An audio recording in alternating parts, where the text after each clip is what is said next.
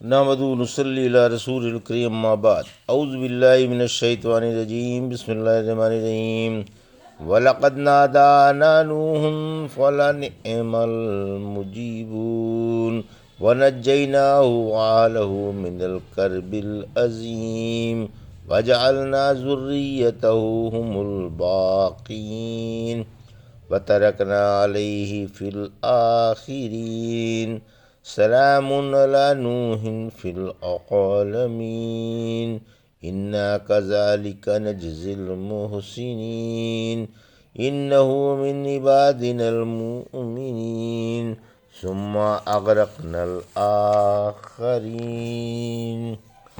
وَإِنَّا مِن شِيعَتِهِ لَإِبْرَاهِيمَ إِذْ جَاءَ رَبَّهُ بِقَلْبٍ سَلِيمٍ إِذْ قَالَ لِأَبِيهِ وَقَوْمِهِ مَاذَا تَعْبُدُونَ أَئِفْكًا آلِهَةً دُونَ اللَّهِ تُرِيدُونَ فَمَا ظَنُّكُمْ بِرَبِّ الْعَالَمِينَ۔ ابھی آپ نے سورہ صافات کی آیت 75 سے 87 کی تلاوت سماعت فرمائی۔ ان آیتوں کا ترجمہ اور تفسیر اس طرح ہے: وَلَقَدْ نَادَانَا نُوحٌ فَلَنِعْمَ الْمُجِيبُونَ آیت 75، وَنَجَّيْنَاهُ وَأَهْلَهُ مِنَ الْكَرْبِ الْعَظِيمِ آیت 76، وَجَعَلْنَا ذُرِّيَّتَهُ هُمُ الْبَاقِينَ آیت 77، وَتَرَكْنَا عَلَيْهِ فِي الْآخِرِينَ آیت 78، سلام علی نوح فی العالمین آیت 79، انا کذالک نجزی المحسنین آیت 80، انہ من عبادنا المؤمنین آیت 81، ثم اغرقنا الآخرین آیت 82۔ ترجمہ: آخر تنگ آ کر ہمیں نوح نے پکارا، پھر ہم نے ان کی دعا قبول کی۔ ہم کیا ہی اچھے قبول کرنے والے تھے۔ ہم نے سخت بے قراری سے انہیں اور ان کے گھر والوں کو نجات دی، اور ہم نے انہی کی اولاد کو باقی رکھا، اور ہم نے ان کا ذکر خیر پچھلوں میں چھوڑا، جہاں والوں میں نوح پر سلامتی ہو۔ ہم اسی طرح اپنے مخلصوں کو بدلہ دیتے ہیں۔ یقیناً وہ ہمارے ایمان والے بندوں میں سے تھے، پھر ہم نے دوسروں کو ڈبو دیا۔ یہ تھا ترجمہ سورہ صافات کی آیت 75 سے 82 کا تفسیر۔ آیت 75، قوم پر نوح کی بد دعا۔ پہلے یہ بیان کہ پہلے اکثر لوگ گمراہ تھے اور نجات کی راہ سے ہٹے ہوئے تھے، اجمالی تھا۔ اب اس اجمال کی تفصیل بیان کی جا رہی ہے۔ چنانچہ نوح علیہ السلام کا بیان کیا گیا اور انہیں قوم سے جو ایذائیں پہنچیں ان کا بھی، کہ انہیں جھٹلایا گیا۔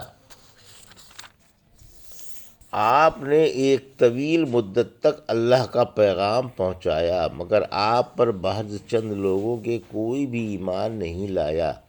آپ نے 950 سال تک تبلیغ کی، مگر گنتی ہی کے لوگ مسلمان ہوئے۔ اتنی لمبی مدت میں چند نفوس کا ایمان لانا حیرت انگیز ہے۔ یہ بدبخت قوم آپ کو جھٹلاتی ہی رہی۔ آپ انہیں اللہ کی طرف بلاتے، قوم اللہ سے دور اور دور بھاگتی۔ آپ جوں جوں اللہ سے ملانا چاہتے، قوم اسی نسبت سے اللہ سے کٹتی جاتی۔ آخر تنگ آ کر بد دعا کر بیٹھے کہ اے میرے رب، مجھ پر لوگ حاوی ہو گئے، میری بات ٹھکرا دیتے ہیں، اب تو میری مدد فرما۔ جب اس بدبخت قوم سے اللہ کا پیارا نبی ناراض ہو گیا تو اللہ کیسے راضی رہ سکتا ہے؟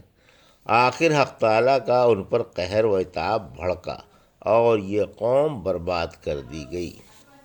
آیت 86، فرمایا ہم نے اپنے نبی کو اور ان کے گھر والوں کو سخت بے چینی اور بے قراری سے نجات بخشی۔ یہ سخت بے چینی قوم کا آپ کو جھٹلانا اور طرح طرح کی ایذائیں پہنچانا تھا۔ آیت 77۔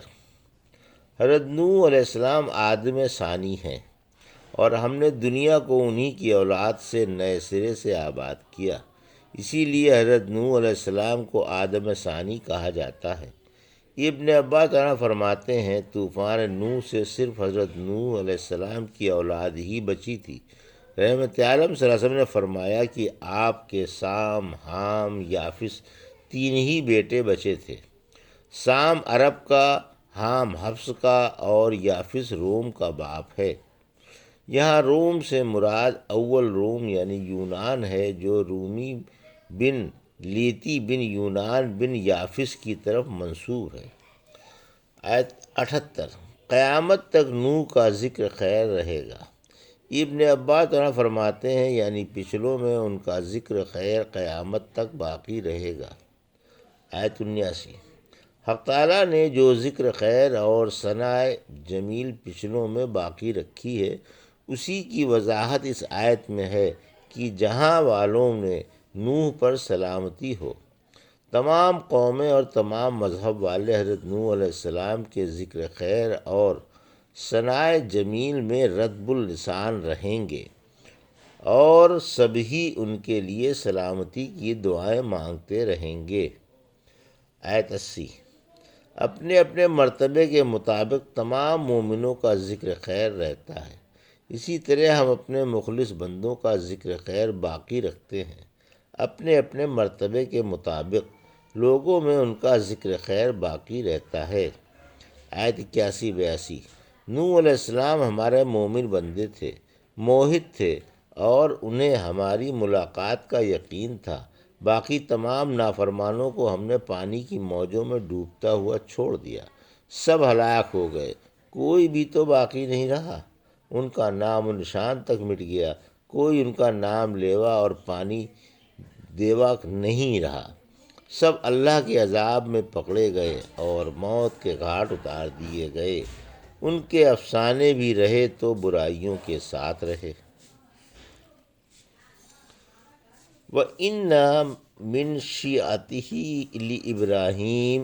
آیت 83۔ اذ جاء ربہ بقلب سلیم۔ آیت 84۔ اذ قال لأبیہ وقومہ ماذا تعبدون۔ آیت 85۔ ائفکا آلہۃ دون اللہ تریدون۔ آیت 86۔ فما ظنکم برب العالمین۔ آیت 87۔ ترجمہ: یقیناً انہیں کے تابع داروں میں سے ابراہیم بھی ہیں۔